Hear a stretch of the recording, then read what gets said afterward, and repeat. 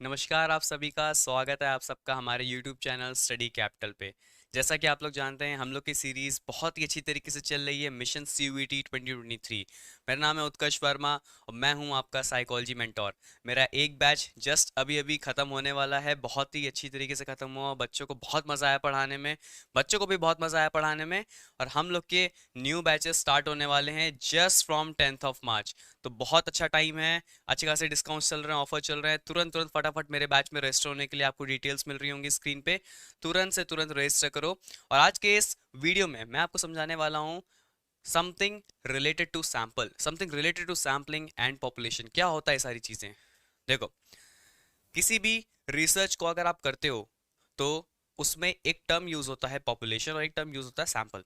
अब दिक्कत क्या आती है बच्चों को, सैंपल और पॉपुलेशन में बहुत कंफ्यूज होते हैं वो। उससे भी बड़ी दिक्कत क्या आती है कि सीयूईटी एग्जाम में रिसर्च के काफ़ी क्वेश्चंस आते हैं, बिकॉज एनटीए आपका सीयूईटी कराता है और एनटीए आपका रिसर्च ओरिएंटेड है।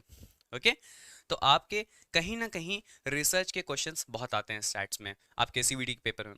सबसे पहले हम बात करते हैं कि सैंपल का मतलब क्या होता है।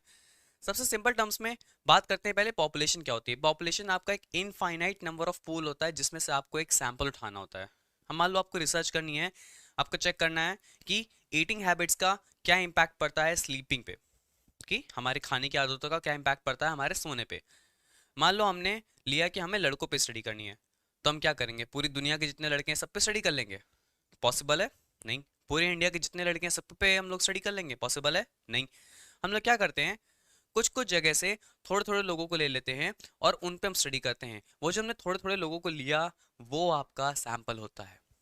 अगेन सिंपल टर्म्स में, स्टैंडर्ड टर्म्स में, sample contains number of people which can be said as they are representating our population. वो रिप्रेजेंटेटिव फॉर्म में होते हैं, हमारी पॉपुलेशन की कैरेक्टरिस्टिक्स को रिप्रेजेंट करते हैं। और ये मान के चलते हैं कि जो भी रिजल्ट्स हमारे सैंपल पे आए होंगे वही रिजल्ट्स हमारे पॉपुलेशन पे जनरलाइज हो सकते हैं। तो सैंपल सिंपल से आपका एक ऐसे नंबर ऑफ सब्जेक्ट्स का ग्रुप होता है, ऐसे नंबर ऑफ लोगों का ग्रुप होता है जो कि आपकी पॉपुलेशन को मिरर मिरर करता है। बेसिकली उसकी एक मिरर इमेज क्रिएट करता है जिस पे आप अपना एक्सपेरिमेंट करते हो, अपनी स्टडी करते हो और उसके रिजल्ट्स को आप जनरलाइज करते हो अपने पॉपुलेशन पे।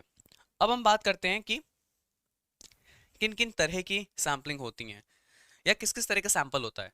तो शॉर्ट में समझा देता हूँ क्योंकि ये बहुत ही डिटेल टॉपिक है, इसको हम बहुत ही मजे से पढ़ते हैं अपने कोर्स में।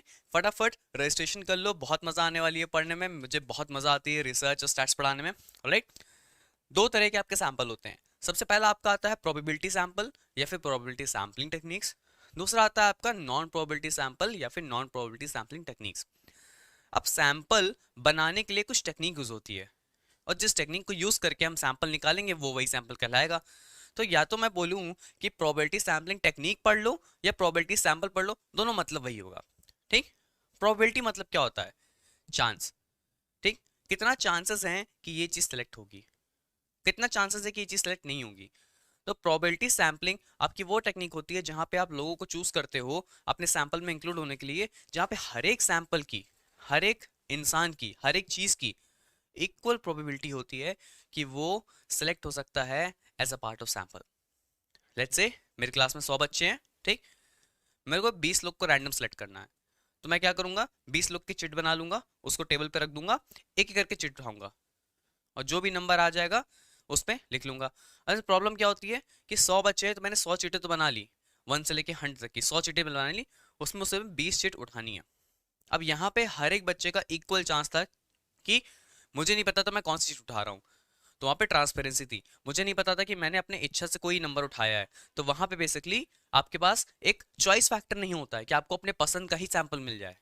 ओके, तो प्रोबेबिलिटी सैम्पलिंग आपकी वो सैम्पलिंग टेक्निक होती है जहां पे आप अपने सैंपल मेंबर्स को चुनते हो इस बेसिस पे कि हर एक सैंपल का इक्वल चांस होता है to be picked for sample. दूसरी आती है हमारी नॉन प्रोबेबिलिटी सैम्पलिंग। ये क्या होती है?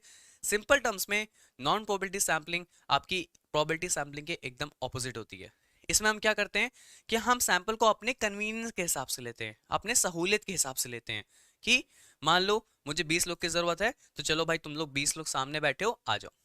मुझे 20 लोग के सैंपल की जरूरत है, इसमें 10 लड़के होंगे 10 लड़कियां होंगी, चलो ठीक है 10 लोग तुम इधर से आ जाओ, 10 लड़कियां तुम इधर से आ जाओ। ये होता है आपका नॉन प्रोबेबिलिटी सैम्पलिंग। यहाँ पे आप अपने कन्वीनियंस के हिसाब से अपने सैंपल को चुनते हो। तो दोनों ही तरीके सैम्पलिंग रिसर्च में यूज होती हैं। ऐसा नहीं है कि प्रोबेबिलिटी सैम्पलिंग अच्छी होती है, नॉन प्रोबेबिलिटी सैम्पलिंग खराब होती है, नहीं। बहुत हद तक दोनों ही सैम्पलिंग बहुत ज्यादा यूज होती हैं। और सबसे ज्यादा जो आपके आज के टाइम पे रिसर्च में यूज होती हैं, पता है कौन सैम्पलिंग है? सबको लगता होगा non probability, right. Non probability sampling आपकी सबसे ज्यादा यूज होती है, ठीक है। बट बहुत लोग को ऐसा लग रहा होगा कि sir probability sampling, simple random sampling ये ज्यादा यूज होनी चाहिए। नहीं, जब आप एक्चुअली फील्ड पे उतरते हो रिसर्च करने के लिए, तो बहुत कम ही ऐसे मौके होते हैं जहां पे आप अनटिल अनलेस कोई एक्सपेरिमेंट ना कर रहे हो, कोई लैब एक्सपेरिमेंट ना कर रहे हो, वहां पे आप प्रोबेबिलिटी सैम्पलिंग नहीं यूज कर सकते हो, क्योंकि बहुत हैक्टिक काम हो जाता है। अगर आपका डेटा सेट बहुत बड़ा है, सैंपल साइज आपका बहुत बड़ा है, तो वहां पे प्रोबेबिलिटी सैम्पलिंग लगाना बहुत मुश्किल काम होगा।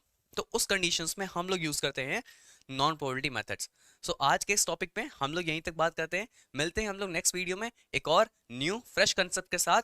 मेरे साथ बने रहिए, मैं आप गारंटी लेता हूँ आपके साइकोलॉजी के हर एक फैक्ट्स क्लियर होंगे with knowledge, with scoring capability. और ये मेरी रिस्पॉन्सिबिलिटी है कि आप अपनी यूनिवर्सिटी में आराम से अच्छे से स्कोर करके जाओ। तो मेरे कोर्सेज बहुत जल्दी सेकंड बैच शुरू हो रहा है, जल्द से जल्द एनरोल करिए। मिलते हैं नेक्स्ट वीडियो में। Thank you.